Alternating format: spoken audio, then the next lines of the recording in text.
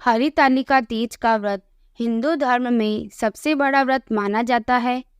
यह तीज का त्योहार भादो मास की शुक्ल पक्ष की तृतीया को मनाया जाता है। इसे गौरी तृतीया भी कहते हैं। खास तौर पर महिलाओं द्वारा यह त्योहार मनाया जाता है। कम उम्र की लड़कियों के लिए भी यह हरितालिका का व्रत श्रेष्ठ समझा गया है। यह व्रत महिलाएं वैवाहिक जीवन में शांति बनाए रखने के लिए, अपने पति की लंबी उम्र के लिए और सदा सुहागन रहने के लिए करती है। हरितालिका तीज में भगवान शिव, माता गौरी एवं गणेश जी की पूजा का विशेष महत्व है। इस दिन महिलाएं 16 श्रृंगार करके भगवान शिव और माता पार्वती की आराधना करते हैं। यह व्रत निराहार एवं निर्जला किया जाता है।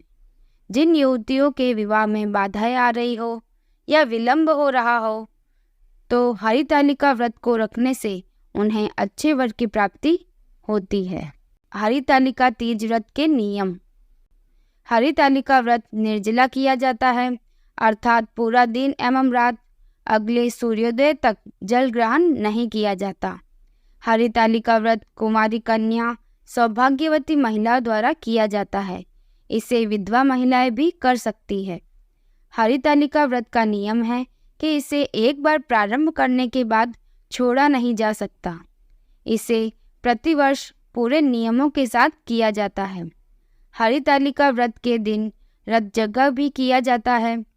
पूरी रात महिलाएं एकत्र होकर नाच गाना एवं भजन करती है। नए वस्त्र पहनकर पूरा श्रृंगार करती है। हरितालिका व्रत जिस घर में भी होता है, वहाँ इस पूजा का खंडन नहीं किया जा सकता, अर्थात इसे एक परंपरा के रूप में प्रतिवर्ष किया जाता है।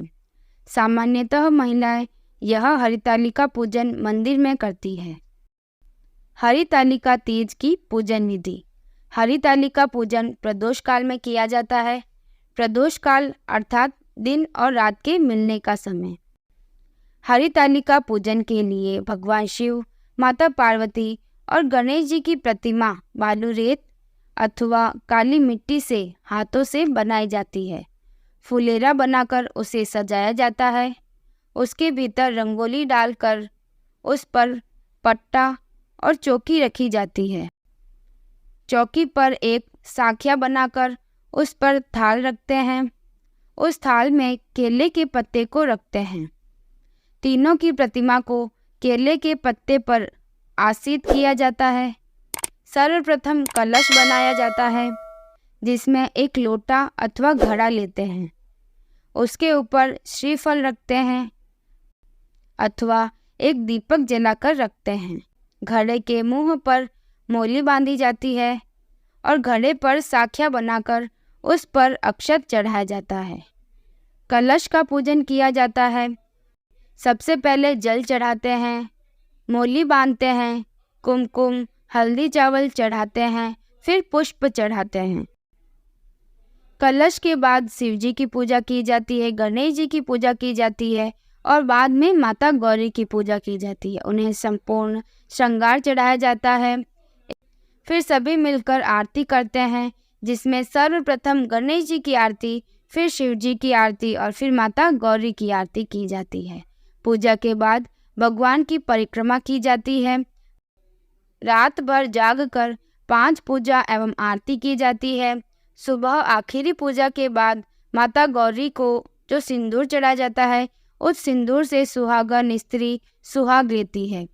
ककड़ी हलवे का भोग लगाया जाता है। उसी ककड़ी को खाकर उपवास तोड़ा जाता है। अंत में सभी सामग्री को एकत्रित कर पवित्र नदी एवं कुंड में विसर्जित किया जाता है। हरितालिका तीज की व्रत कथा। हरितालिका तीज के दिन भगवान शिव और माता पार्वती का पुनर्मिलन हुआ था। पौराणिक कथा के अनुसार यह हरितालिका व्रत कथा भगवान शिव ने माता पार्वती को सुनाई थी। भगवान शिव ने इस कथा में माता पार्वती को उनका पिछला जन्म याद दिलाया था। उन्होंने सुनाया कि माता पार्वती ने भगवान शिव को पति के रूप में पाने के लिए 107 बार जन्म लिया और 108वीं बार पर्वतराज हिमालय के घर जन्म लेने के बाद उनकी यह मनोकामना पूर्ण हुई। माता पार्वती भगवान शिव को अपने पति के रूप में पाने के लिए कठोर तप कर रही थी। माता पार्वती भगवान शिव से विवाह करना चाहती थी, इसलिए उनकी सखियां माता पार्वती का हरण करके उन्हें दूर जंगल में ले गई और फिर दोबारा वे कठिन तप में तल्लीन हो गई। इस व्रत को हरितालिका इसीलिए कहते हैं क्योंकि माता पार्वती की सखियां उन्हें पिता और प्रदेश से हर कर जंगल में ले गई थी।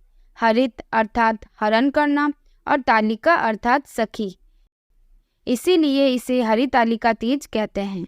इस प्रकार भगवान शिव को अपने पति के रूप में पाने के लिए 108 जन्मों तक कठोर तप व व्रत करने के बाद भगवान शिव माता पार्वती से प्रसन्न हुए और उन्होंने उन्हें अपनी पत्नी के रूप में स्वीकार किया। पर्वतराज हिमालय ने भगवान शिव और माता पार्वती का विवाह संपन्न करवाया। यह भाद्रपद मास की शुक्ल पक्ष की तृतीया थी, यानी यह हरितालिका तीज का व्रत था। इस दिन माता पार्वती का उपवास पूरा हुआ, इसलिए ऐसा माना जाता है कि भगवान शिव और माता पार्वती इस दिन सभी सुहागन महिलाओं को उनके पति की लंबी आयु होने का आशीर्वाद देते हैं। इसलिए जो महिलाएं हरितालिका व्रत करती है उनका सुहाग बना रहता है। इस प्रकार आपको यह कथा कैसी लगी कमेंट करें। अगर अच्छी लगी है तो लाइक करें और ऐसी ही कथाएं सुनने के लिए इस चैनल को सब्सक्राइब करें।